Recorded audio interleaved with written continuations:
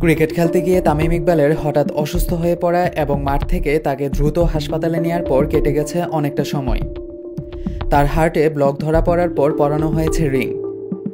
তাতে প্রাথমিক সমস্যা মিটলেও ঝুঁকি এখনও পুরোপুরি কাটেনি বলে জানিয়েছে হাসপাতাল কর্তৃপক্ষ। ঢাকা প্রিমিয়ার লিগে সোমবার সাভারের বিকেএসপির ৩ নম্বর মাঠে শাইনপুকুর ক্রিকেট ক্লাবের বিপক্ষে ম্যাচের আগে টস করেন মোহামেডান স্পোর্টিং ক্লাবের অধিনায়ক তামিম। যদিও পরে ফিল্ডিংয়ে নামতে পারেননি তিনি।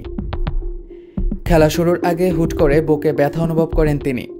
তারপর বিকেএসপির কাছে কেপিজে স্পেশালাইজড হাসপাতাল ও নার্সিং কলেজে ভর্তি করা হয় তাকে। এনজিওগ্রাম করানো হলে হার্টে একটা ব্লক ধরা পড়ে এবং দ্রুততার সঙ্গে রিং পরানো হয়। বর্তমানে তাকে সিসিইউতে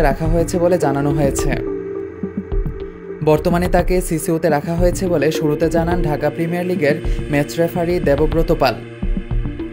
তিনি তখন হাসপাতালে ছিলেন। পরে ওই হাসপাতালের একজন চিকিৎসক জানান, মাঠ থেকে আসার পথে টানা ২০ মিনিট সিপিআর দেওয়া হয় তামিমকে। হাসপাতালে আনার পর পরীক্ষায় একটি ব্লক ধরা পড়ে। সেটায় শতভাগ ব্লক থাকায় একটি রিং পরানো হয়েছে। সকালের চেয়ে তুলনামূলক ভালো আছেন তিনি। এই মুহূর্তে ২৪ ঘন্টার জন্য তাকে সিসিইউতে পর্যবেক্ষণে রাখা হয়েছে। তবে হাসপাতালটির মেডিকেল ডিরেক্টর রাজীব হাসান পরে এক প্রেস ব্রিফিংয়ে ঘটনার বিস্তারিত জানান। একই সঙ্গে তামিমকে ঘিরে শঙ্কা এখনও রয়ে গেছে বলে জানান তিনি বলেন, তামিম ইকবাল ভাই আজকে সকালে ৯:৩০টার দিকে অসুস্থ হয়ে পড়েন। ওই অবস্থায় তাকে এখানে আনা হয় এবং চিকিৎসা শুরু করা হয়। পরবর্তীতে চিন্তা করি যে তাকে ঢাকায় নিয়ে যাওয়া যাবে না। বিভিন্ন কারণে ঢাকায় নেওয়া যায়নি। পরবর্তীতে তার অবস্থা ক্রিটিক্যাল হয়ে যায় এবং ওই অবস্থায় তিনি আবার আসেন। এই ক্রিটিক্যাল কন্ডিশন থেকে যতগুলো চিকিৎসা প্রয়োজন সবকিছু করা হয়েছে। তিনি আরও বলেন, আল্লাহর রহমতে কন্ডিশন এখন অনুকূলে আছে। তার একটা হার্ট অ্যাটাক হয়েছে, তাই একটা এনজিওগ্রাম, এনজিওপ্লাস্টি ও একটা স্ট্যান্ড করানো হয়েছে।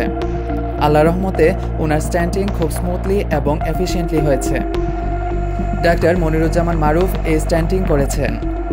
এখন ওই ব্লকটা পুরোপুরি চলে গেছে। আমরা যেমনটা বলেছিলাম একটু ক্রিটিক্যাল কন্ডিশনে আছেন তিনি। স্ট্যান্ডিংয়ের পর এখন পর্যবেক্ষণে আছেন এবং ক্রিটিক্যাল অবস্থায় এখনও কাটেনি। একটু সময় লাগবে।